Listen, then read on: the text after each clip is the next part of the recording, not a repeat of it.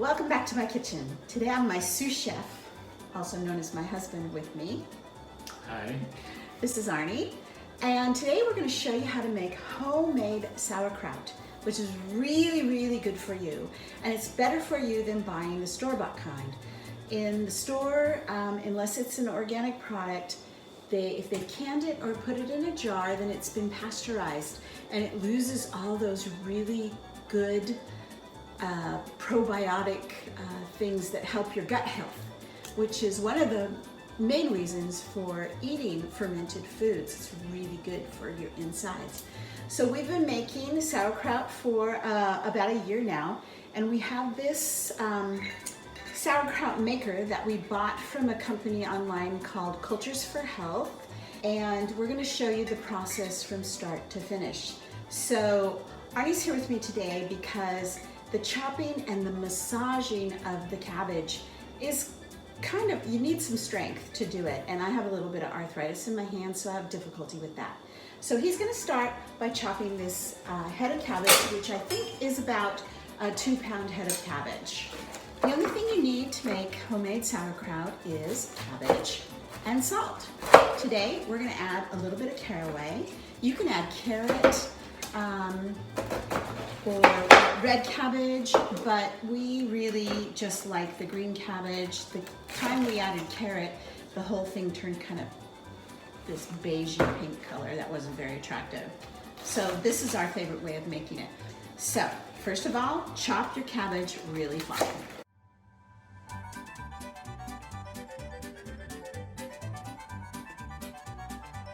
Okay, our head of cabbage is now chopped up. You can see it's pretty fine. It's like what you would do for coleslaw. And now Arnie's gonna add the salt. But the first time we made this, we used 3 tablespoons and we couldn't even eat it. It was way too salty for us. So we have been using just 1 tablespoon, and that is plenty for us. Shake it all around, shake it all around. You won't see Arnie doing that. He doesn't like being on video. Anyway, now he is going to massage the heck out of it. And this takes some time. And you really are trying to get the moisture out of the cabbage. Cabbage is an amazing plant because it already comes with these bacterias to ferment without, yeast or it having to add anything else. And you can use different kinds of cabbage. We just like this kind. We've made kimchi before too, and it's a similar process except you add a lot of real spicy ingredients to kimchi.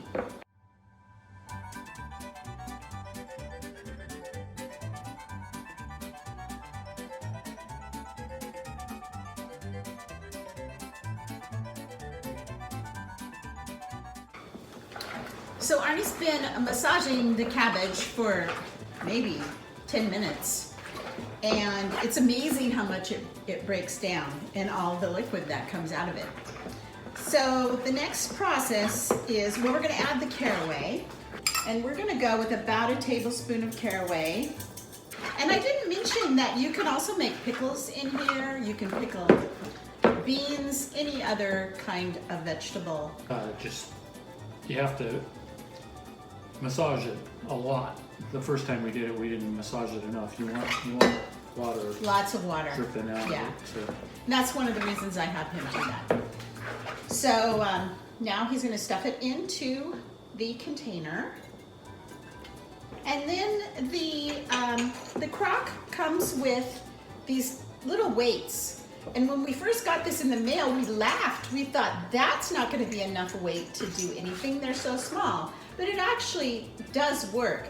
You place this on top, and it creates just enough pressure to the process of the fermentation. Yeah, you want to make sure the cabbage is under liquid. Under liquid, right. And so you compress it down into the. So even though I beat the hell out of it, it's still just barely enough liquid to cover it. And the weights go on top.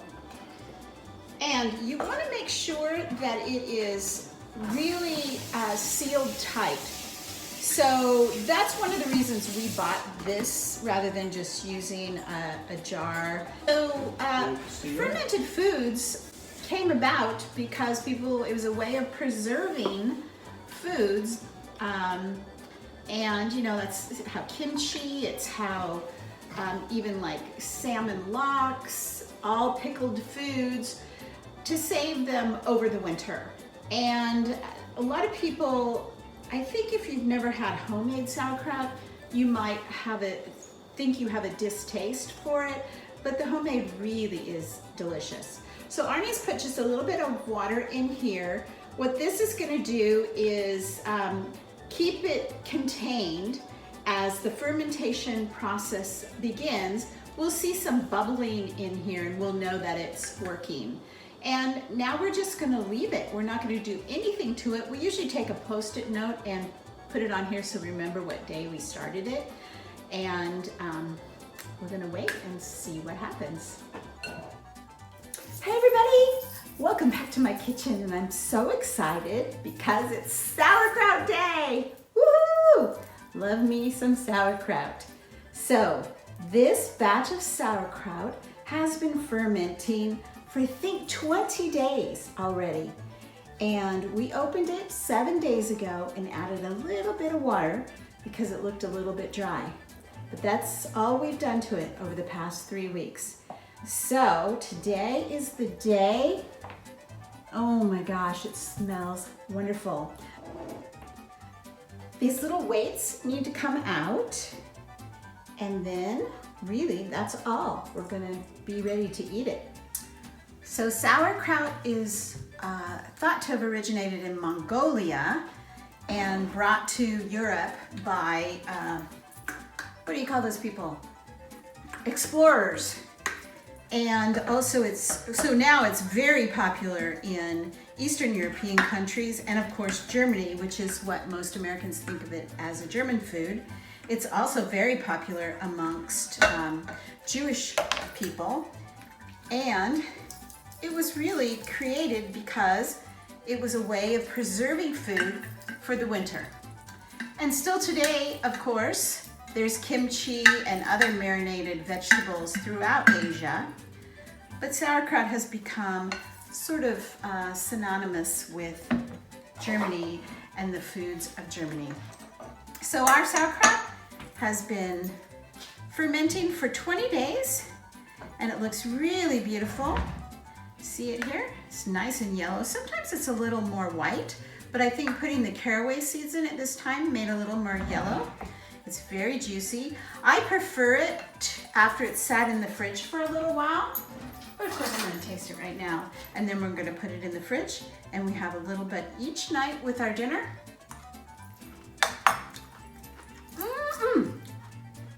This one is a little lemony. It's really good. The caraway is just right, not too much. So I would keep it in the fridge in some Tupperware. I just put it in this pretty bowl for you guys today. This is actually a bowl that was my great-grandmother's. There's nothing valuable about this bowl except for the sentimental value that I have. So that is our sauerkraut. Super easy to make. It's one part of a gut healthy diet that we try to live by. And on Friday, I'm gonna have a whole blog to share with you about immunity boosting foods, foods with good probiotics and bacteria that is good for your body. And so be sure and look for that on Friday. Meanwhile, go make some sauerkraut. Thanks for joining me in my kitchen. Bye.